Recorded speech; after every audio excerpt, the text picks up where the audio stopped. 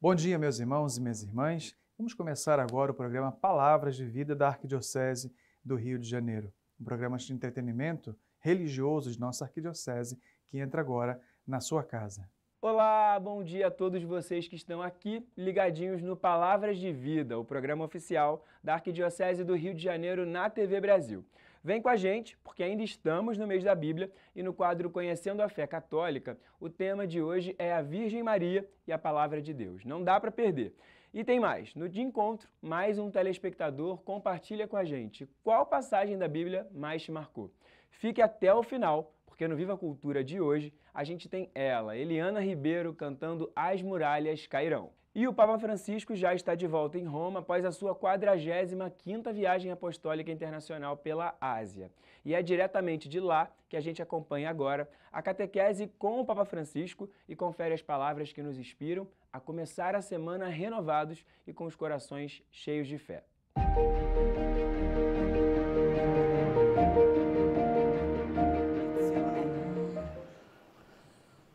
Nel nome del Padre, del Figlio e dello Spirito Santo. La pace sia con voi. Leitura do Evangelho de São Mateus. Naquele tempo, os 11 discípulos foram para a Galileia, ao monte que Jesus lhes tinha indicado. Então Jesus aproximou-se e falou: Toda autoridade me foi dada no céu e sobre a terra. Portanto, ide fazer discípulos meus todos os povos, batizando-os em nome do Pai e do Filho e do Espírito Santo, ensinando-os a observar tudo o que vos ordenei.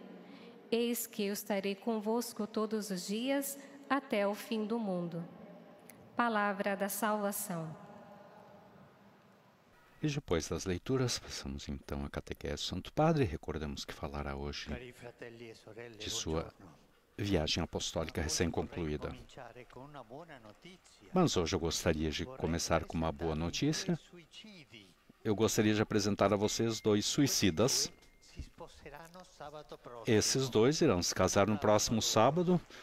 Um aplauso a eles. Temos o nosso colega espanhol do Observatório Romano e nossa colega Beata do programa polonês aqui da Rádio Vaticano. Depois da boa notícia, dada publicamente, então pelo Papa aos presentes na Praça São Pedro, nos preparemos então para a catequese dessa quarta-feira. Papa que surpreendeu com essa viagem. É belo ver quando o amor nos leva em frente para constituir uma nova família. Por isso eu quis apresentar esses 2 para agradecer ao Senhor. E hoje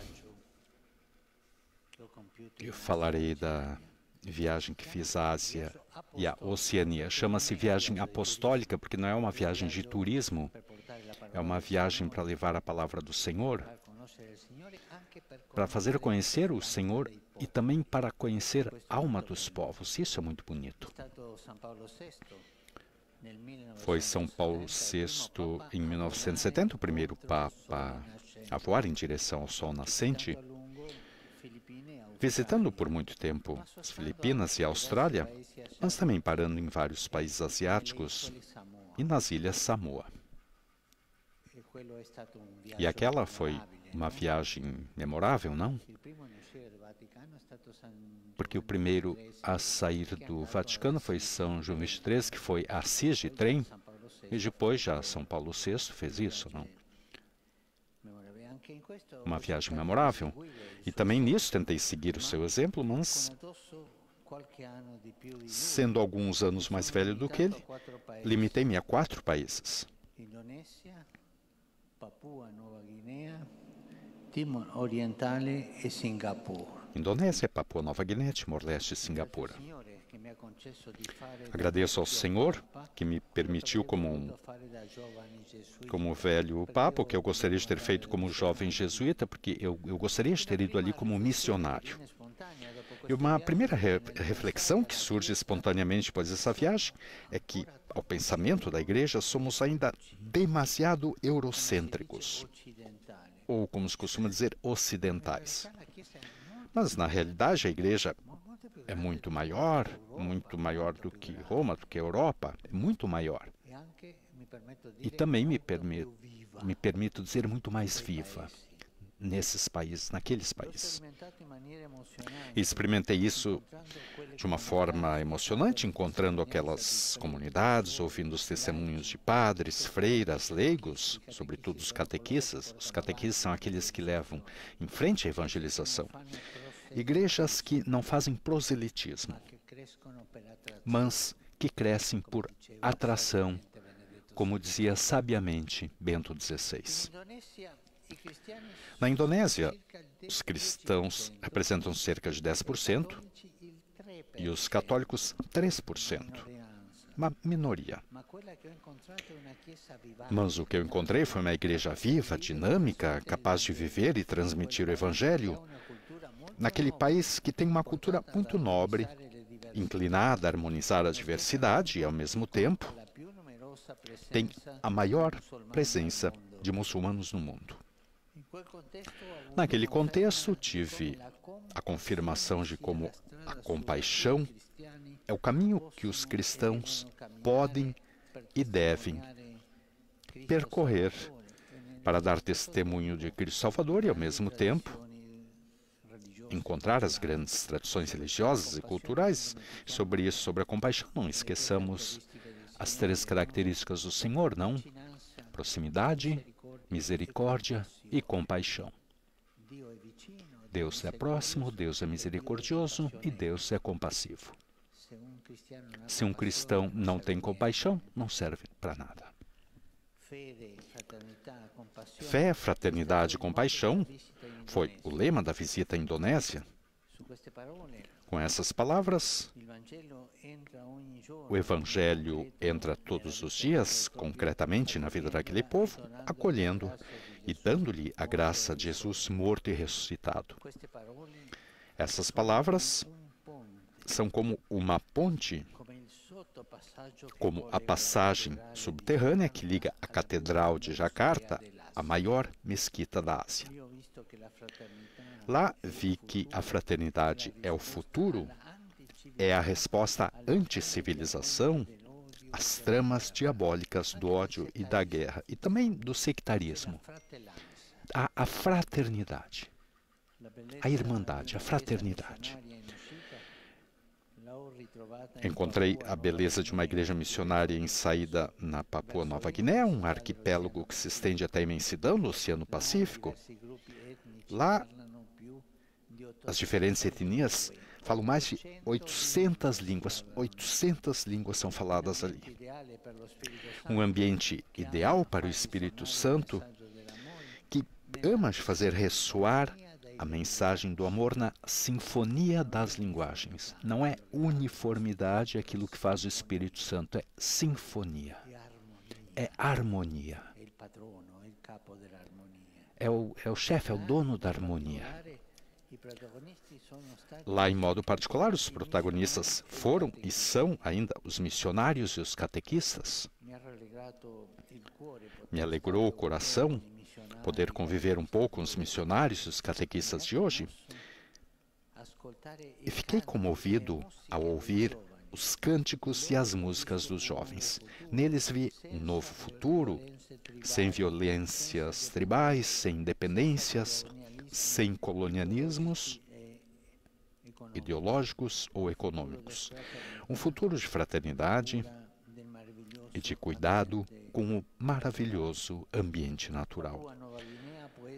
Papua Nova Guiné pode ser um laboratório deste modelo de desenvolvimento integral, animado pelo fermento do Evangelho, porque não há uma nova humanidade sem homens novos e mulheres novos.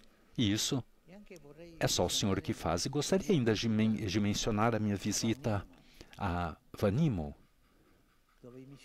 onde os missionários estão entre a floresta e o mar. E eles entram na floresta para ir buscar as tribos mais escondidas ali. É uma bela recordação essa.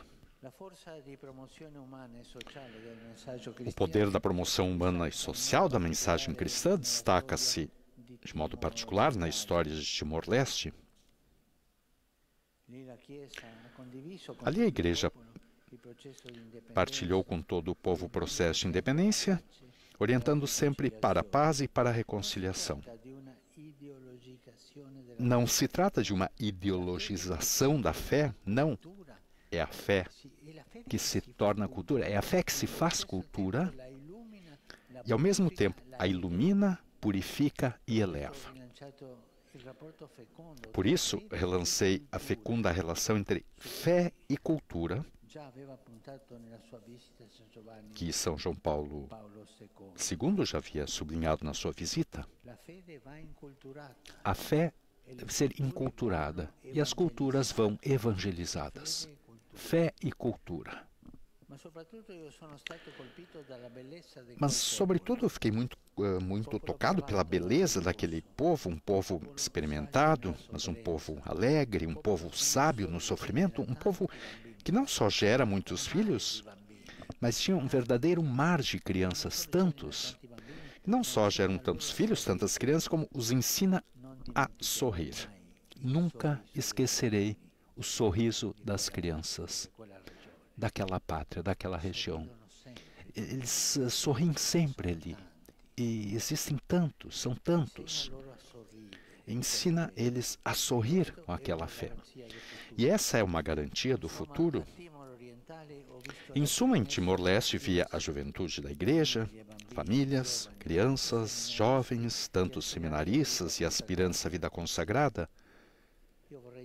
Eu gostaria de dizer, sem exagerar, respirei ar de primavera ali. A última etapa dessa viagem foi Singapura, um país muito diferente dos outros três, uma cidade-estado muito moderna, centro econômico e financeiro da Ásia, e não só. Ali, os cristãos são uma minoria, mas formam mesmo assim uma igreja viva, empenhada em gerar harmonia e fraternidade entre as diferentes etnias, culturas e religiões.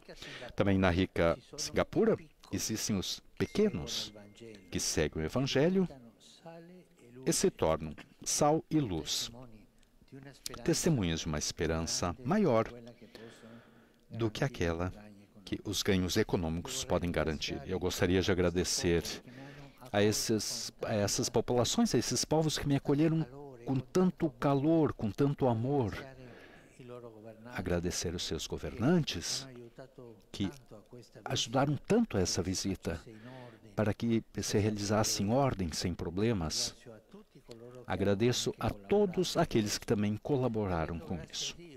Agradeço também a Deus, o dono dessa viagem, e renovo a minha gratidão e reconhecimento a todos, que Deus abençoe os povos que encontrei e os guie no caminho da paz e da fraternidade.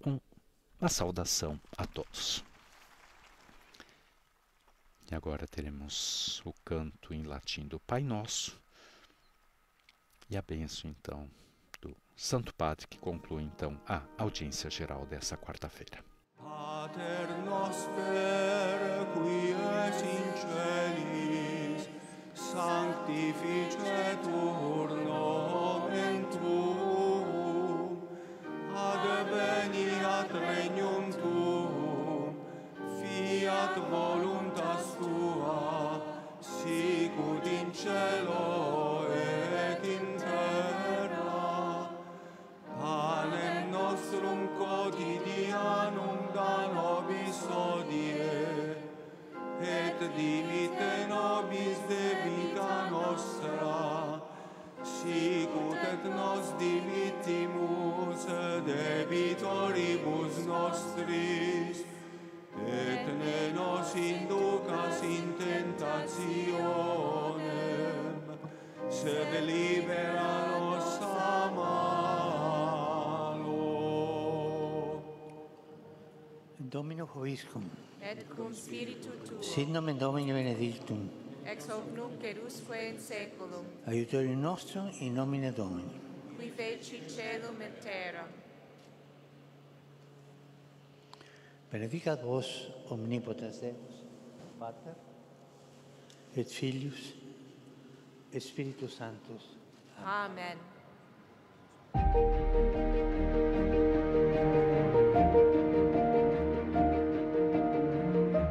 E chegou a hora da Editoria Internacional, o nosso boletim especial para você ficar por dentro das notícias da Igreja ao redor do mundo.